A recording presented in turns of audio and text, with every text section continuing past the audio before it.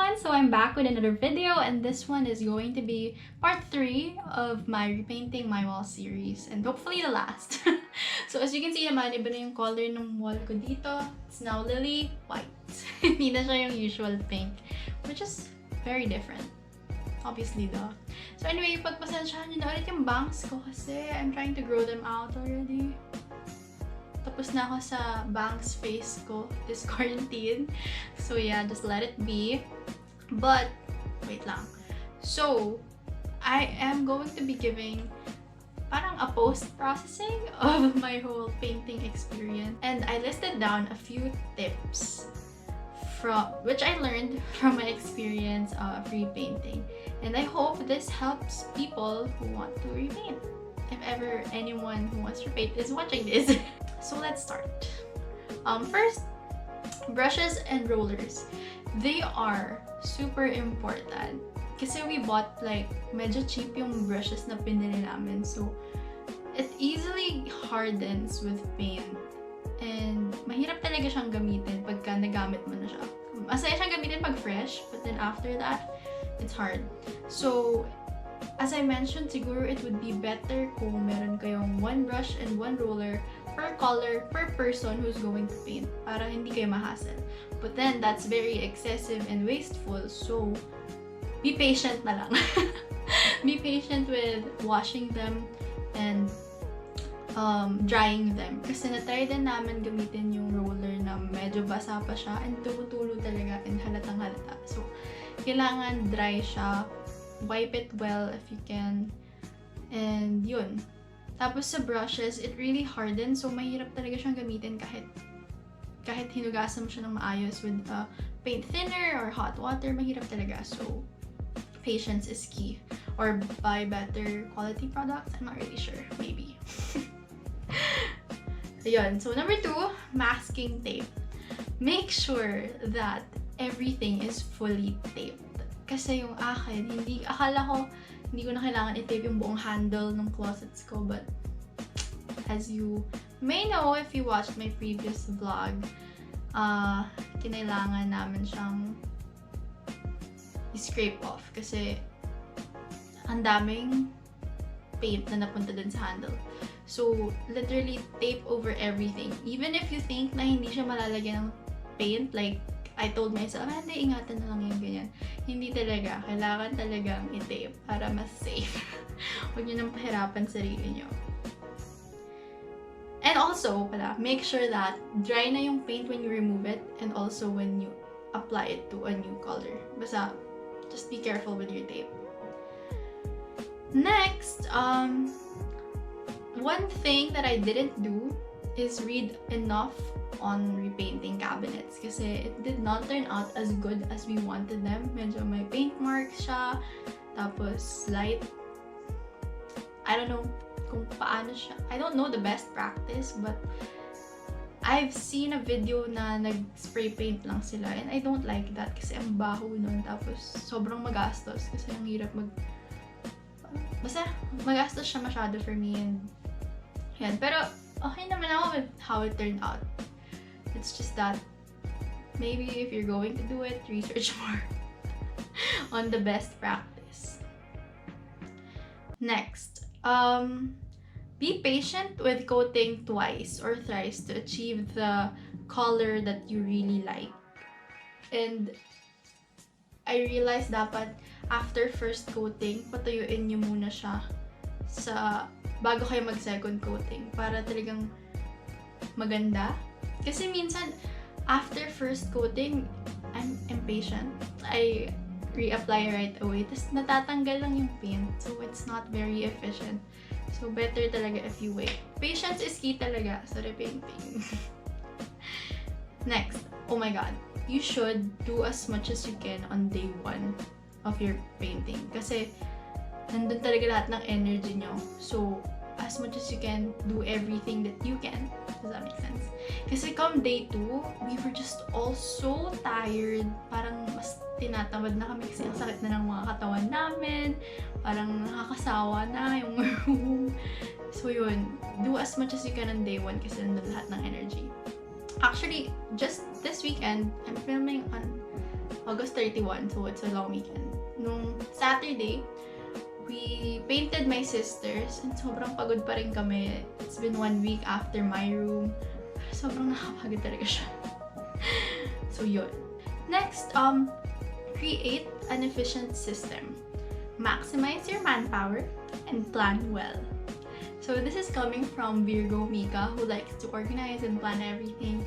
Kasi I really made sure that the three of us, we were all doing something at the same time. Kunyari, break time, dapat dinadry na yung mga brushes and yung rollers.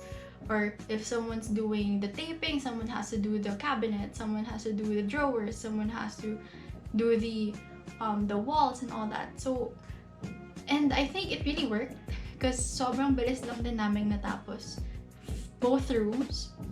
Kaya yun, ang saya.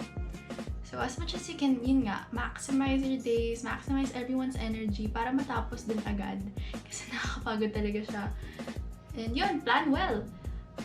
We had a schedule like 7 a.m. We had to wake up, eat breakfast, ganyan, 8 dapat start na, gano'n.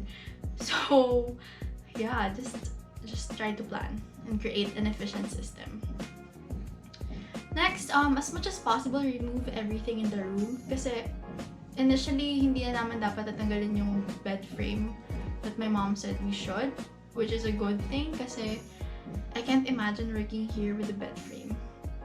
That would have been a bad idea. Like, yung ceiling pa, di ba? Parang hirap niya. So, if you can, just remove everything in your room. Next, if you have proper floor cover, use that. Kasi kami, we only had like a few cartons, which is really good for covering the floor. And newspapers, which is not very good. Newspapers and Manila paper. Kasi ang dali niyang punit, ang dali niyang liparin sa hangin pag may fan and all that. So, if you have, alam niyo yung plastic na blue, hindi ko alam kung saan kasi nabibili yun. Basta yun, kung mayroong better kayong pang-cover ng floor, use that. Kasi ang hirap, puro splatter yung floor nung sa sister ko. Kasi hindi na namin siya naingatan talaga. Kaya, ang hirap tanggalin, thinner mo pa yun and all. So, yeah. Next, rest well at night. Kasi, guys, iba talaga yung pagod. Hindi siya yung parang nag-workout ka tapos sumakit yung katawan mo. Hindi talaga. As in, ngawit. The whole day, nakatayo ka lang. Tapos, hindi ko in-expect na super hirap gumamit ng paint roller. Like, akala ko fun lang siya. Yung pala, you have to exert so much effort and the handle is not very friendly to your hands. So, yung grip mo super strong, tapos ang sakit. Grabe, hanggang ngayon, like, my joints are in pain from yesterday and the other day's painting. So, rest well. And it's really not a joke. Lastly, ito, personal thing, but if ever, use a mask when you're painting during the whole process. Kasi ako nag-allergic reaction nga ako nung second day for my room. And then today, for my sister's room, nag-allergic reaction din ako. Kasi sensitive pala ako sa mga strong smells. So, yung thinner, yung, I don't know, siguro yung paint din. Pero hindi naman kasi ganun ka-strong. Basta, just use a mask to protect yourself if you want. If you have a sensitive nose as well. So, yeah. So, yeah, that's all I listed down. And I guess, yun talaga yung main things that I learned. But another thing that I realized throughout this whole process is manual labor is really difficult. Like, ang hirap ng trabaho ng mga construction workers, ng mga painters, ng carpenters. And, you know, just thinking about how underpaid they are, it's quite sad. And this whole experience made me think like, dapat, what if I create my own construction company and make sure everyone's compensated well? Kasi grabe, ang hirap talaga. Ang sakit niya sa katawan. I don't understand why we don't consider them as important as doctors and lawyers and all that. Kasi imagine all the buildings that you see, all the houses that you see were built by carpenters, by simple people who are working so hard yet are underpaid here in our country. Kasi you know how in first world countries, sobrang taas ng pay nila, kaya nga doon uso yung mga DIY kasi ang mahal ng labor. But here it's super cheap, and I realize it shouldn't be. They should be paid more kasi ang hirap ng ginagawa nila. I don't know how many times I've said that here in this video, but it's really, really hard.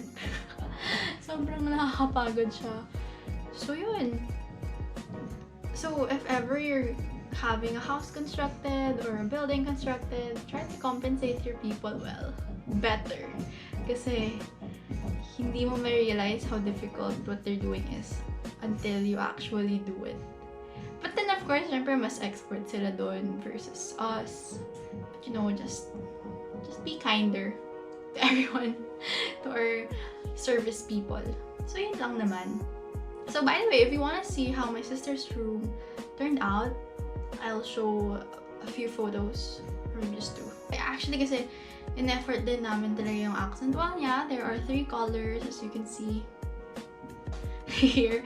And yun, medyo challenging siya. Pero okay naman. It turned out pretty nice. Ang funny lang kasi yung blue niya, medyo similar talaga din sa previous wall color talaga niya, yung original, which is also blue. So, medyo medyo same lang yung itsura. Pero at least yung accent wall niya, super ibang-iba. So, yun lang. So, actually, that's it. Last tip siguro, naalala ko lang bigla. You know what? Play music. You know? Pang pa-energize din siya. Especially for me. Yun nga, as I mentioned, medyo nakakapagod talaga yung pagpe-paint this weekend for my sister's room. Sobrang iba siya. Nakakatamad. Tanda ba yung parang gusto mo na lang sumuko. So, play music. Sing to the songs. Karaoke, whatever. Sumigaw-sigaw ka dyan. Basta, hype up yourself. I don't really know who I'm talking to. Maybe my future self. But, ayun nga, as I mentioned, if ever anyone's watching who wants to do the same thing, get ready. Get ready for the ride. Pero, the thing is, super hirap, but it's super worth it. I really like how it turned out. Yun. I really, really like how my walls turned out. I love the colors, and yeah. So that is it for this video. I hope you guys enjoyed it. I hope it helped anyone out there, kahit sino man dyan. But if not, okay lang din. For future reference na lang siguro. So yeah. Thank you guys for watching this video, and I'll see you in my next one. Bye!